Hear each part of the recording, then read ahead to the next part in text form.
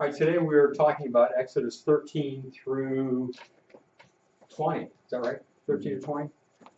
So what are some things that you never noticed before, never heard of before, or just plain you thought was interesting? Mia? I didn't really remember the passage about them going to, is it Marah, and they couldn't drink the water because it was bitter. Uh-huh. I didn't remember reading, so I thought that passage was good. Okay. And the rest of you not remember that? Okay. And what did they have to do in order to make the water not bitter? God gave them like a log to Yeah. Didn't they have to cut down a tree? Or was it just a log laying there? I thought it was just laying there. It was just laying there? Okay, I was thinking they had to cut it down, but, so they just threw a log in, and it made the water sweet. And that's where they come from. They all said, sweet. Okay, what else? Matthew? The Song of Moses. I never knew that was like a thing. Yeah, and it's written in poetry. It's a song. Okay, did you know Moses was a poet? No? Okay, Zach? I guess I didn't truly imagine like how many Egyptians actually got caught by the Red Sea that came back in. Mm-hmm.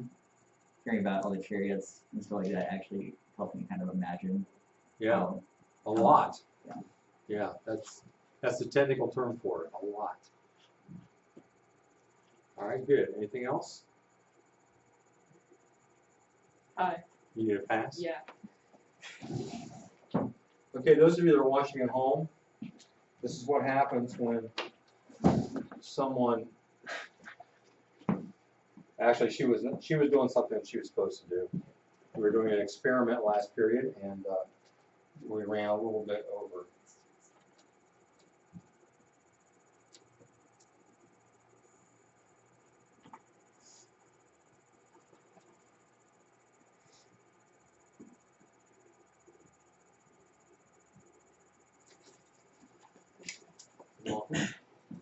Okay, anything else? Yes, Matthew. Just like how many Egyptians went after Moses. Like I didn't know it was like that many. I thought it was just like a few.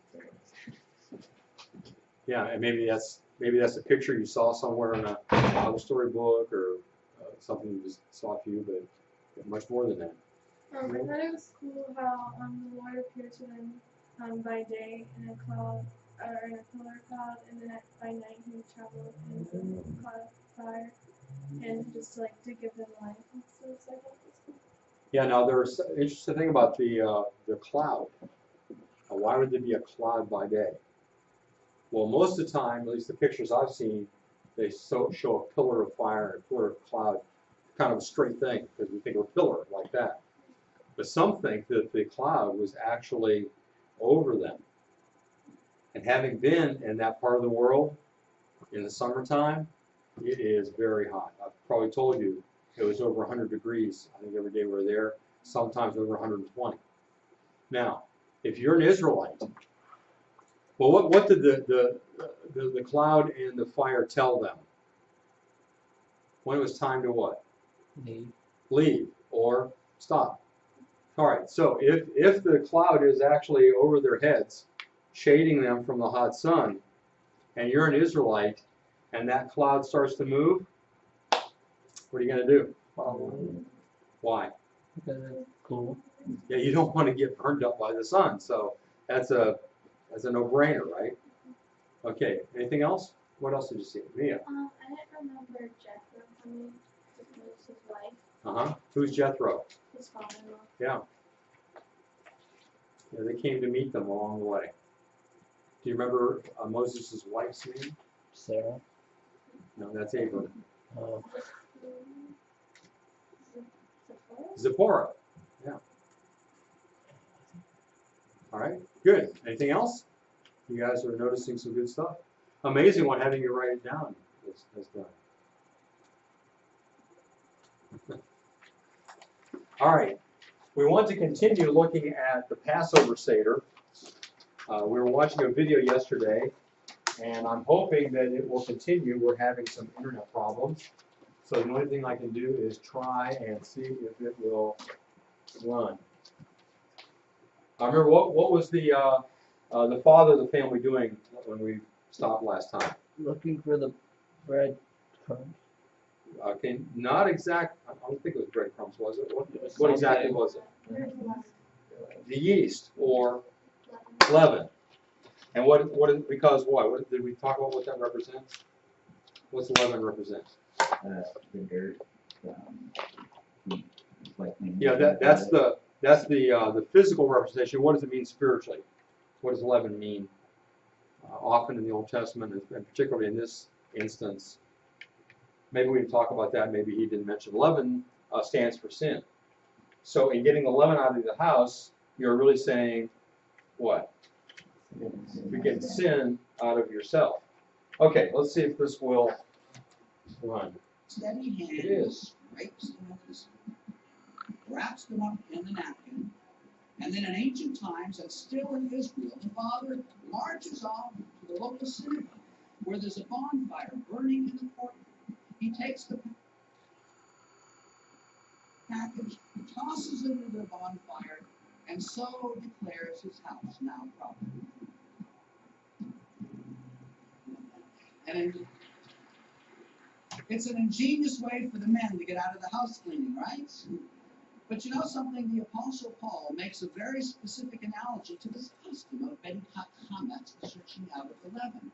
In 1 Corinthians chapter 5, and beginning of verse 6, Paul says, "Your glorying is not good. Know ye not that a little leaven leaveneth the whole lump?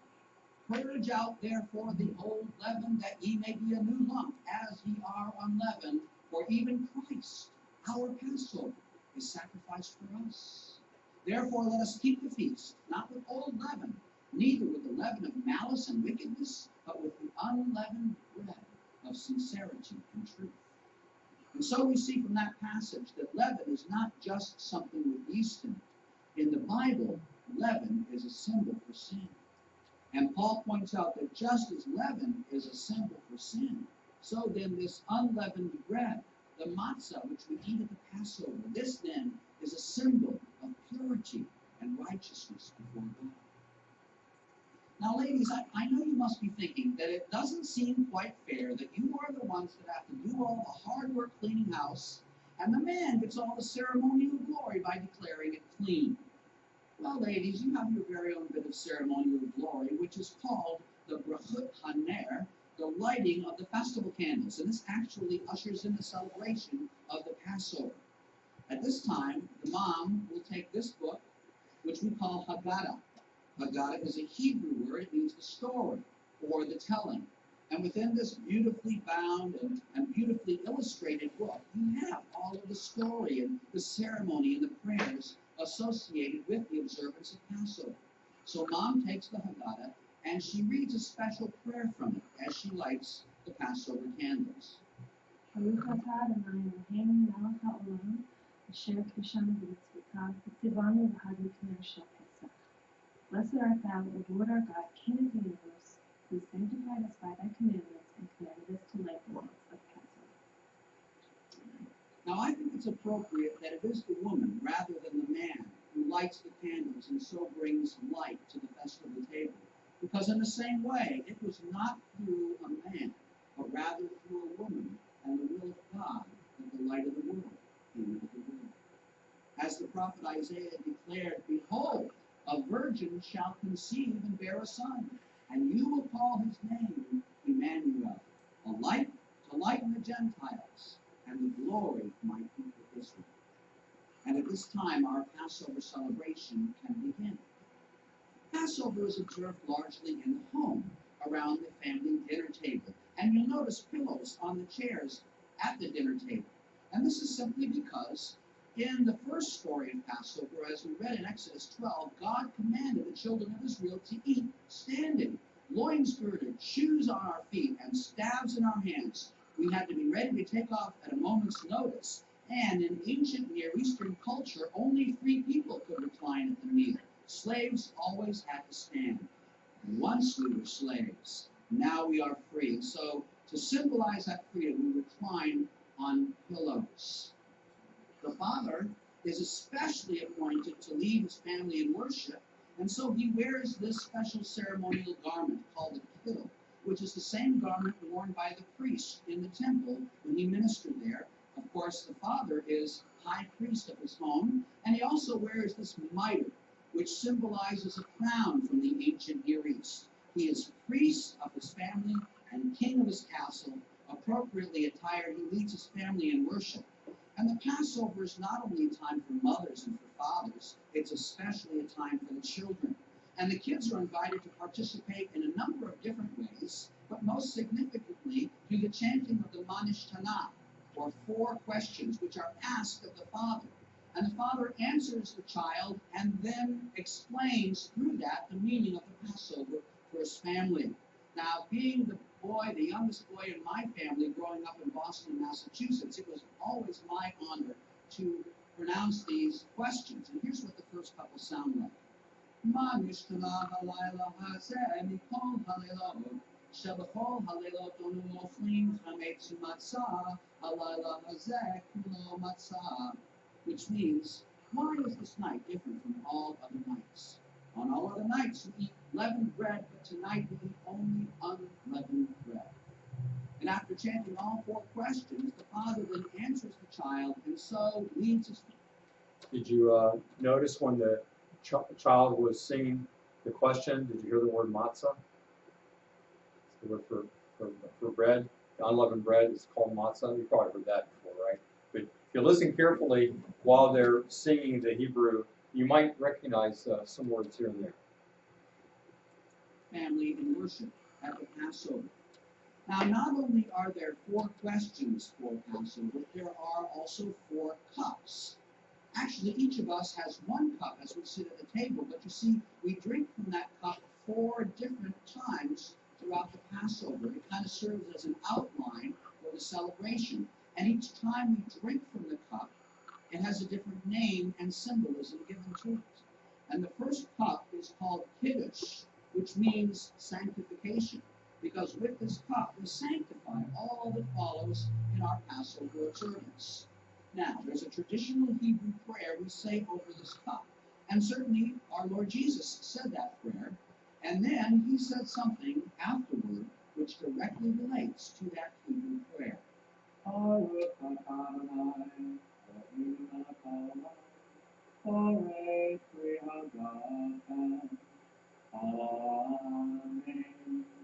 Blessed art thou, O Lord our God, King of the universe, creator of the fruit of the vine. And then Jesus said, it is with great desire that I have desired to eat this Passover with you. But I tell you truly, I will not partake of the fruit of the vine again until I drink it anew in the kingdom of God.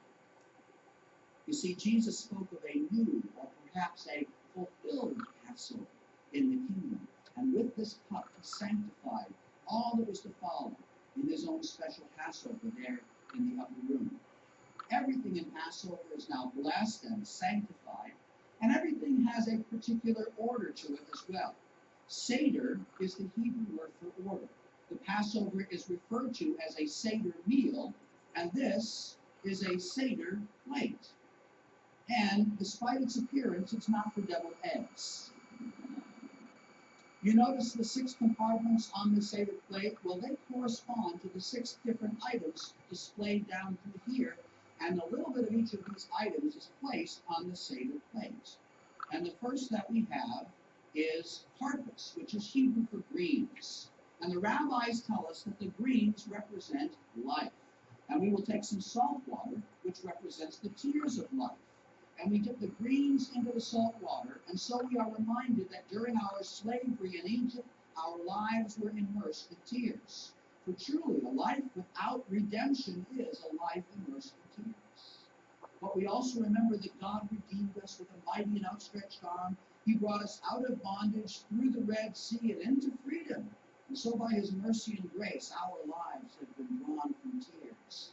We eat the greens together now to remind us that we can now partake of life, redeemed from tears by the mercy and grace of Almighty God. The next item on the Seder plate, horseradish. We call it Jewish dristan. Guaranteed to unclog the sinus passages in the back of your head. Now, the horseradish, or maror, as we say in Hebrew, is the bitter herb that we read about in Exodus 12. And what we do is we take some of this bitter herb, the unleavened bread with it, we take the bread, dipping it into the maror. We get about a teaspoon of it on there like this, and then, I'm not going to do it. But you know what happens when you eat this much horseradish? You begin to cry. You have very little choice in the matter. It's a battle between the horseradish and your sinuses, and the horseradish always wins. But you see, the tears that we then shed, they become a graphic reminder to us of the tears our forefathers shed during their slavery in Egypt. And you might remember when Jesus celebrated the Passover with his disciples, he had said to them, "One of you is going to betray me." And the disciples got all upset. They said, "Lord, is it I? Lord, is it I?" And Jesus said, "He who dips in the sop with me that night, every one will betray me." Well, the interesting thing is that every one of the disciples would have dipped in the sop with Jesus that night. No wonder they were so upset. But then later we find our Lord himself taking the bread and dipping it himself into the sop and handing it to Judas Iscariot. He said to him, "What you must do, go and do." And the Bible tells us that when Judas took the bread with the sop, Satan entered into him, and he went out into the night. Maror is bitterness and tears. The next item on the Seder plate is called charoseh. Can you all say that? Charoseh. Not bad, but you got to get that cha in there, you know? That's right, that's right. Just don't look at your neighbor when you say it. Now, charoseh is a sweet mixture of chopped apples. It has nuts and honey, raisins and cinnamon. It's delicious, but it represents the mortar that we used to make bricks for Pharaoh during our slavery in Egypt. So you might ask the rabbi, "Well, now wait a minute. If charoseh represents mortar for bricks, which was bitterness and toil to our people, why then is it so sweet?" The rabbi will say, because, you see, even the bitterness of our toils grew sweet when we knew that our redemption drew near. And what we do is we take some of the unleavened bread, the matzah, we dip it in, this time maybe getting a double portion of the charoseh. And what we find is that as we eat this mixture, that bitter taste that was left in our mouths from the horseradish just disappears in the sweetness of the charoseh. And this teaches us that even the bitterest things that we have to face in this world can be sweetened by the promise of God's redemption. Now this item is called hazereth, and it is the bitter root itself, the horseradish root, which of course we use to grind up to make the maror. And this sits on the Seder plate to remind us of the fact that the very root of life itself can often be bitter, as certainly our ancestors experienced during their slavery in Egypt. And this is called chagiga. Now, as you can see, chagiga is a brown egg that has been hard-boiled. But chagiga was also the name given to the sacrifice made in the temple at the Passover. So then this egg represents that sacrifice. And we peel the egg and we slice it, but before we eat that slice, we dip it into the salt water, which represents tears. Why? Because we are mourning the fact that this is a memorial to a sacrifice that is no longer.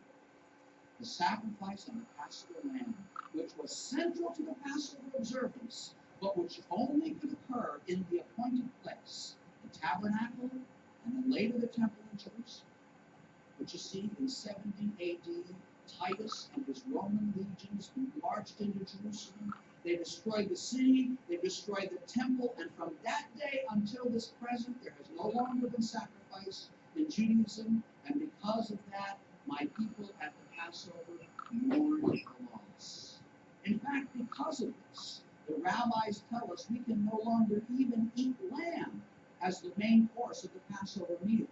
And so this last item, the zeroah, the shank bone of the lamb, rests on the Seder plate to remind us of those lambs that were so central to that first Passover back in the land of Egypt, but now are sadly absent.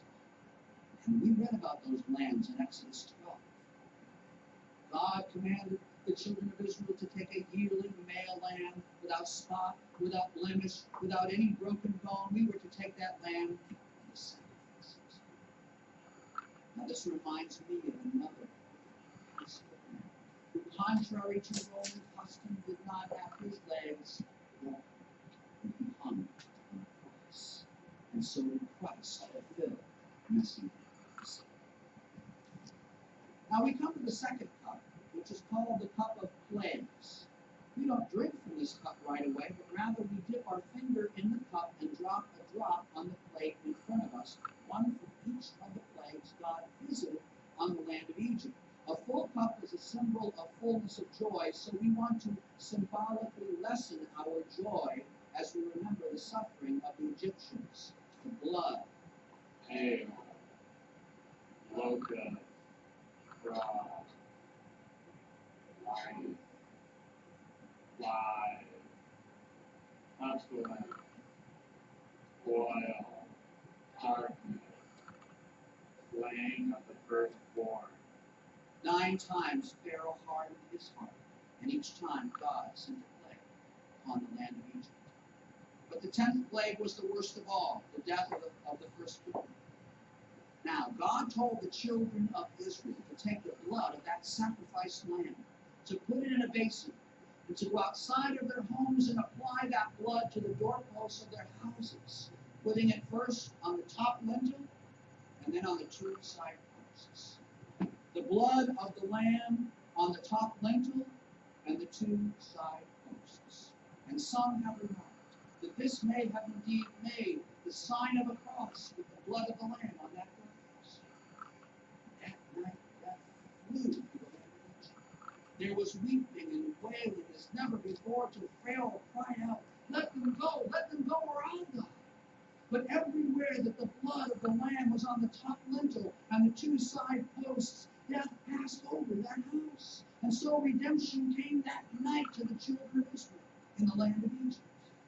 Now, because I believe in Jesus as my lamb and my Messiah, and because I have by faith applied the blood of his sacrifice to the doorpost of my heart, when death comes to visit me, death is going to pass over me also, because I have eternal life. Praise God for that. Hallelujah.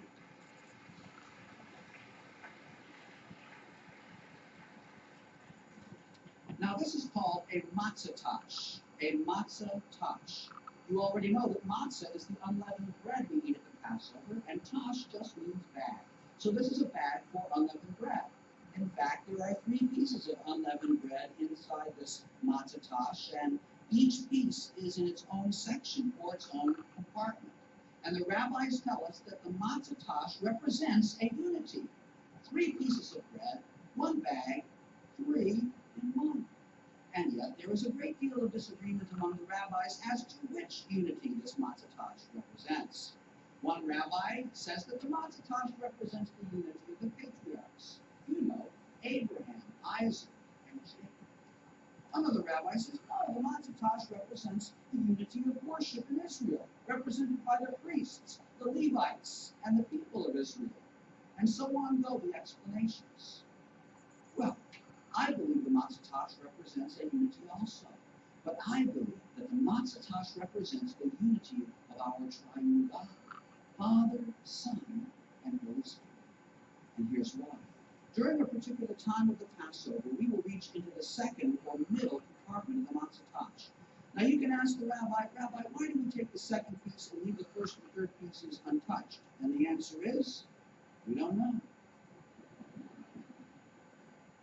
We take this matzah out, which we call the bread of affliction, and there are 3 things you need to notice about this. First of all, this is a whole loaf of bread, yet look at it, it's flat like a cracker.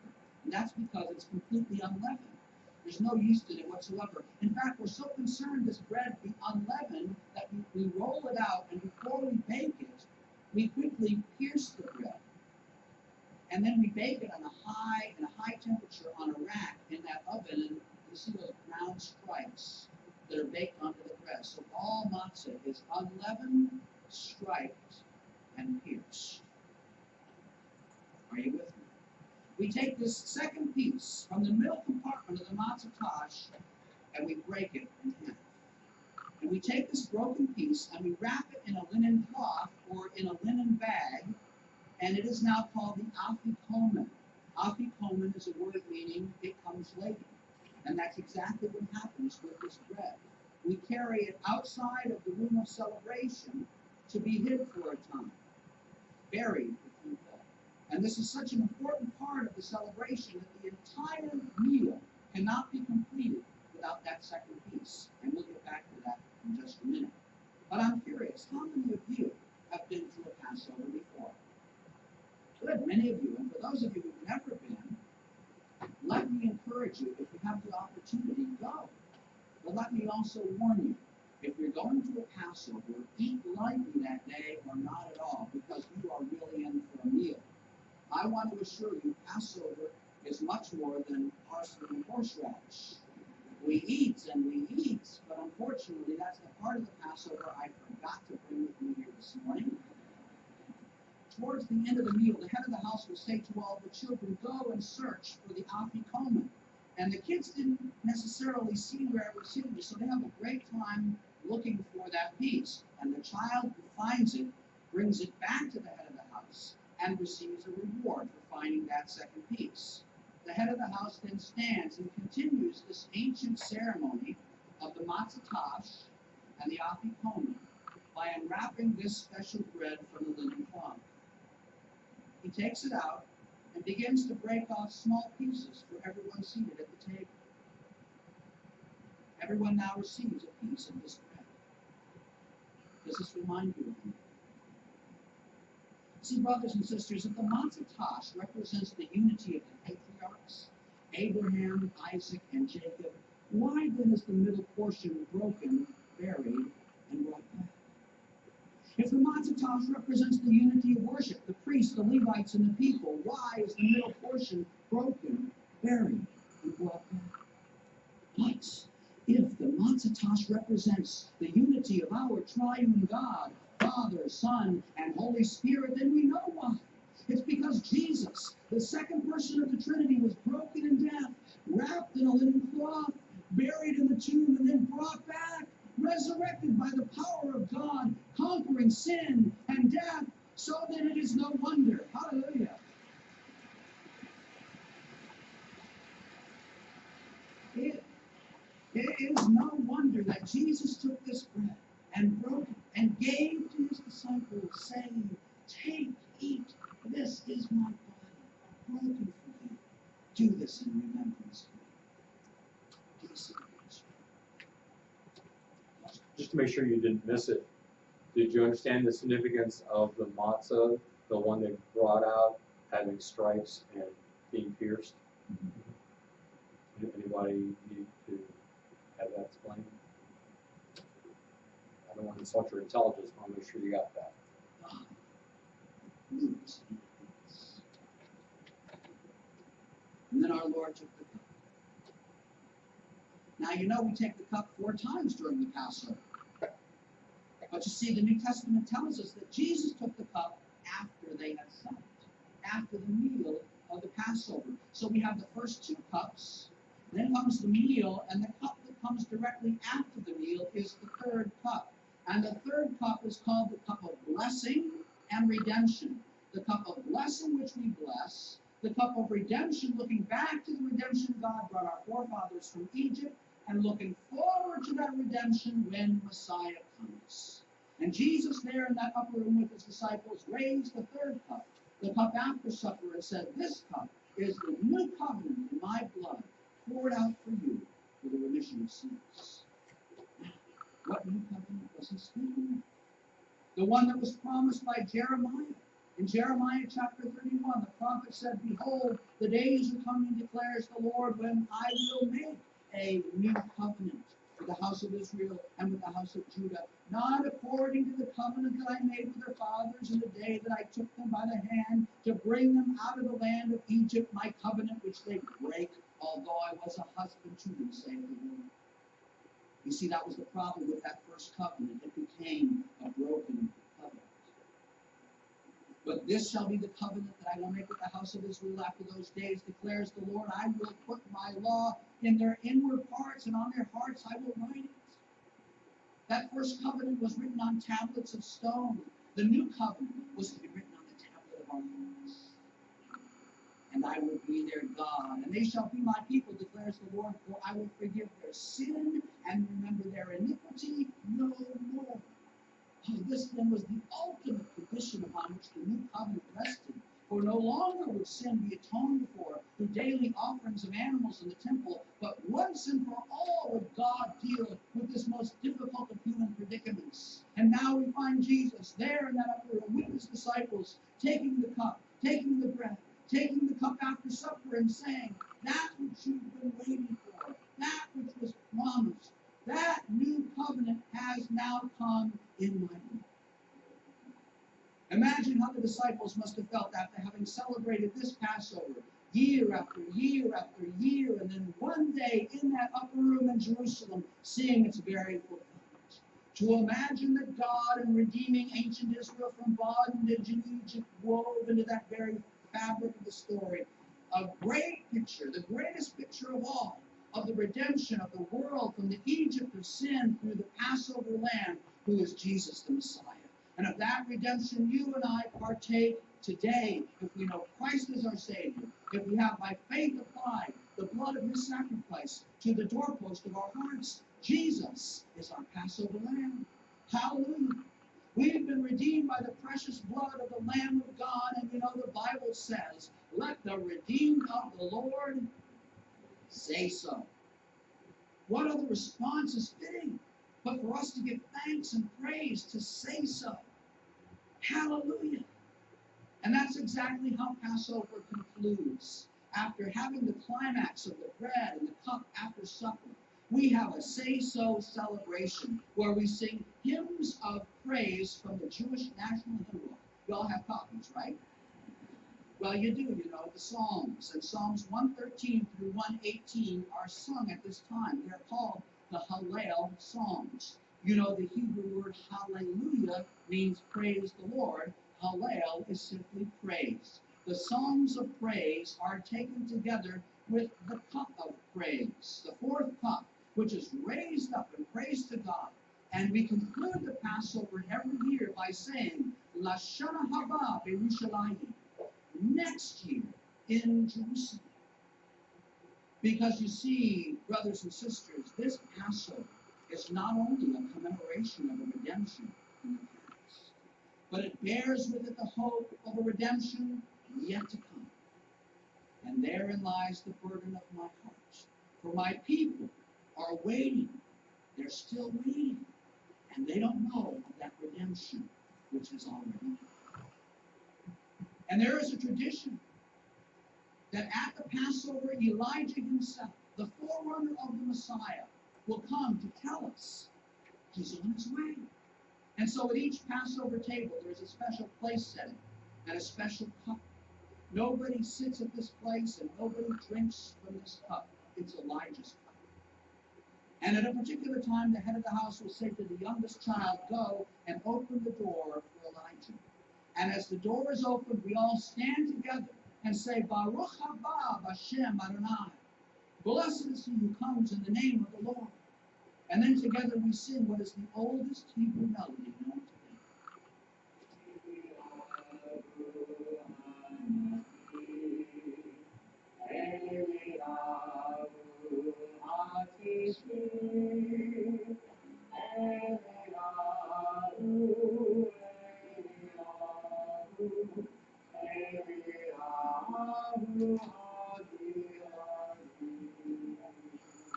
Elijah the prophet, Elijah the Tishbite, Elijah the Gileadite, come even in our days and bring with you the son of David. And every year my people stand, and every year they sing, and every year they wonder, is he ever going to come? Still waiting. They don't know of that one named Yochanan. You know him as John the Baptizer, who did come in the spirit of Elijah. and who one day saw a Jewish man coming up over the hill and declared, "Behold the Lamb of God that taketh away the sin of the world." And they don't know of that one named Yeshua HaMashiach, Jesus, the Son who did come, the Lamb. And it is the burden of my heart and that of Jews for Jesus to see this message communicated in the power of God's grace. And it's my prayer that in our being together, you might not only be enriched in the understanding of God's word and of the Lord's Supper, but that you might share this burden with us. Won't you join with us as we pray for our Jewish people around the world, that as they celebrate the feast each year, many will see Christ in the Passover too.